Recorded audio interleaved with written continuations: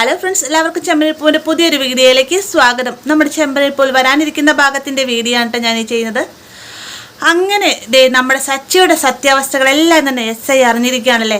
അതും രേവതി മുൻകൈ എടുത്തുകൊണ്ട് തന്നെ രേവതി SIയോട് സംസാരിക്കാനായിട്ട് പോലീസ് സ്റ്റേഷനിലേക്ക് വരുന്ന സമയത്ത് ഈ കൈയൊടിഞ്ഞ പോലീസുകാരൻ മറ്റൊരാളായിട്ട് പറയുന്നുണ്ടല്ലേ, സച്ചി നിരപരാധിയാണെന്നും ആ വണ്ടിയുടെ ബ്രേക്ക് പൊട്ടിയിട്ടുണ്ടായിരുന്നുവെന്നും അങ്ങനെയാണ് തനിക്ക് അപകടം സംഭവിച്ചത് എന്നൊക്കെ പറയുന്നതെല്ലാം തന്നെ രേവതി കേൾക്കാൻ ഇടയാവുന്നുണ്ട്. ആ ഒരു സമയത്ത് ഈ ഒരു പോലീസുകാരനോട് SIയോട് എല്ലാം തുറന്നു പറയണമെന്ന് പറയുന്നുണ്ടെങ്കിലും അരുണെ പേടിച്ചിട്ട്, അതായത് അരുണോടുള്ള ചെറിയൊരു ഭയം കാരണം കൊണ്ട് തന്നെ പോലീസുകാരനൊന്നും തന്നെ പറയുന്നില്ല അല്ലേ. എന്നാൽ SI വന്നതിന് ശേഷം അദ്ദേഹം പറയുന്നുണ്ട്, നിങ്ങളൊരു സത്യസന്ധനായിട്ടുള്ള ഒരു പോലീസുകാരനല്ലേ, അങ്ങനെയാണെന്നാണ് എൻ്റെ വിശ്വാസം, ഇവരിൽ ആര് പറയുന്നത് ശരി എന്ന് ചോദിക്കുന്ന സമയത്താണ് പോലീസുകാരൻ അരുണിൻ്റെ ഭാഗത്താണ് തെറ്റെന്നും സച്ചി പറഞ്ഞെല്ലാം തന്നെ സത്യമായിരുന്നു, വണ്ടിയുടെ ബ്രേക്ക് പൊട്ടിയിരുന്നുവെന്നും മാത്രമല്ല ഇത് ഈ സത്യാവസ്ഥ താൻ തുറന്നു പറയാതിരുന്നത് അരുണെ പേടിച്ചിട്ടാണെന്നും എല്ലാം തന്നെ പറയുന്ന സമയത്ത് SI കണക്കിന് തന്നെ അരുണ് കൊടുക്കുന്നുണ്ട് കേട്ടോ. മാത്രമല്ല 1 മാസത്തേക്കായിട്ട് അരുണ് സസ്പെൻഷൻ നൽകുന്നുണ്ട്. അപ്പം അതിനുശേഷമാണ് നമ്മുടെ രേവതി സച്ചിയും ദേവുവിൻ്റെ കാമുകനാണ് അരുൺ എന്നുള്ള സത്യാവസ്ഥകളെല്ലാം തന്നെ അറിയുന്നത് കേട്ടോ.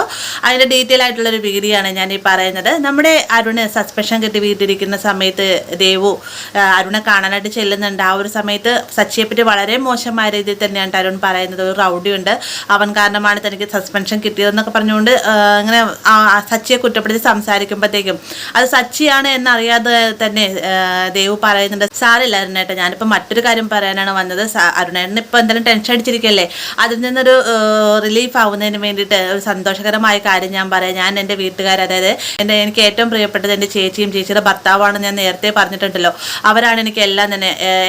എൻ്റെ ഏട്ടനല്ല, അത് എൻ്റെ അച്ഛൻ്റെ സ്ഥാനത്താണ് ഞാൻ ചേച്ചിയുടെ ഹസ്ബൻഡിനെ കാണുന്നത് എന്നൊക്കെ പറഞ്ഞുകൊണ്ട് വാനോളം പുകഴ്ത്തി സച്ചിയെ വെക്കുന്നുണ്ട്. അപ്പം ഇതും കൂടെ കേൾക്കുമ്പോഴത്തേക്കും അരുണ് ഭയങ്കര സന്തോഷമാണ്. കാരണം ഇത്രയും അധികം ദേവു പറയുന്നുണ്ടെങ്കിൽ ആ ഒരു വ്യക്തി എന്നത് ഒരു മഹത് വ്യക്തി തന്നെ ആയിരിക്കും. മാത്രമല്ല ഈ ഒരു ടെൻഷൻ ഇടയ്ക്ക് ദേവു കല്യാണത്തിന് സംഭവിച്ച് വീട്ടുകാരോട് പറയാമെന്നൊക്കെ പറയുന്നതെല്ലാം കേൾക്കുമ്പോഴത്തേക്കും അരുണും ഭയങ്കര സന്തോഷമാവുന്നുണ്ട്. അങ്ങനെ ദേവു അവിടെ നേരെ ചെല്ലുന്ന രേവതിയുടെ അടുത്തേക്ക് ചെന്നതിന് ശേഷം ഇങ്ങനെ ഞാൻ കണ്ടുപിടിച്ച് ഇറങ്ങണ ചേച്ചീനെ പരിചയപ്പെടുത്തുന്നുണ്ട്. അതിന് വേണ്ടിയിട്ട് നാളെ ഇന്ന അമ്പലത്തിലേക്ക് വരണം, ഞങ്ങൾ 2 പേരും അവിടെ ഉണ്ടാവും എന്ന് പറയണ്ട. ഇത് കേൾക്കുമ്പോൾ രേവതിക്കും ഭയങ്കര സന്തോഷമാണ്. കാരണം കല്യാണം വേണ്ട എന്ന് മാറ്റി വെച്ചിരുന്ന ദേവുവാണ് ഒരു ചെറുക്കനുമായിട്ട് പ്രണയത്തിൽ. മാത്രമല്ല അതിൽ ദേവുവിന് തെറ്റുപറ്റുകയില്ല, കണ്ടുപിടിച്ചിരിക്കുന്ന ചെറുക്കൻ നല്ലവനായിരിക്കുമെന്ന് അറിയാവുന്നത് കൊണ്ട് തന്നെയും രേവതിയും ഭയങ്കര സന്തോഷം. രേവതി വീട്ടിൽ വന്നതിന് ശേഷം ഈ ഒരു കാര്യം സച്ചിയോടായിട്ട് പറയുന്നുണ്ട്. അങ്ങനെ പിറ്റേ നേരം പുലരുമ്പോൾ തന്നെ സച്ചിയും രേവതിയും കൂടെ കൂടിയിട്ട് ഫ്രൂട്ട്സും മധുരപലഹാരങ്ങളൊക്കെ തട്ടിൽ വെച്ചുകൊണ്ട് തന്നെ ഈ ഒരു അരുണെ കാണാനായിട്ട് അങ്ങ് ചെല്ലും. പക്ഷെ അരുണാണ് എന്നറിയാതെ തന്നെ ഇരുവരും ചെല്ലുന്നുണ്ട്.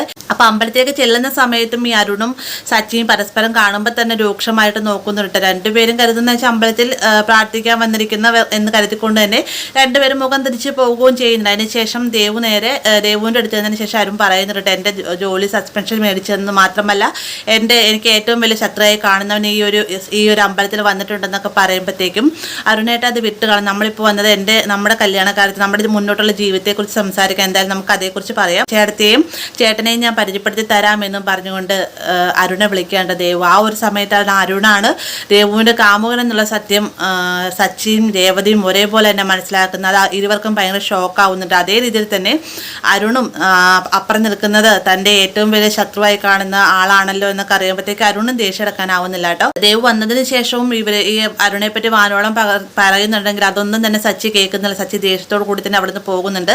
തൊട്ടു പിന്നാലെ തന്നെ രേവതിയും. അതിന് ശേഷം സച്ചി കാറിൽ കയറിയിട്ട് ദേവുവിനെ കൂട്ടിക്കൊണ്ട് വരാൻ പറയുകയും ദേവുവിൻ്റെ അടുത്തേക്കായിട്ട് രേവതി ചെന്നതിന് ശേഷം കയ്യിൽ പിടിച്ച് കാറിൽ കയറ്റിക്കൊണ്ട് പോവുകയും ചെയ്യുന്നുണ്ട്. അപ്പോൾ അതിനിടയിൽ തന്നെ അരുൺ പറയുന്നുണ്ട്, എൻ്റെ ഏറ്റവും വലിയ ശത്രുവാണ് അതെന്നൊക്കെ പറയുന്ന സമയത്ത് ദേവുവിനും അത് ഭയങ്കര ഷോക്കാവുകയാണ്. അപ്പോൾ ഇങ്ങനൊരു ഭാഗം നമുക്ക് വരാനിരിക്കുന്നതാണ്. വീഡിയോ ഇഷ്ടമായി കഴിഞ്ഞാൽ ലൈക്ക് ചെയ്യാനും കൂടെ ചാനൽ സബ്സ്ക്രൈബ് ചെയ്യാനും മറക്കരുതേ.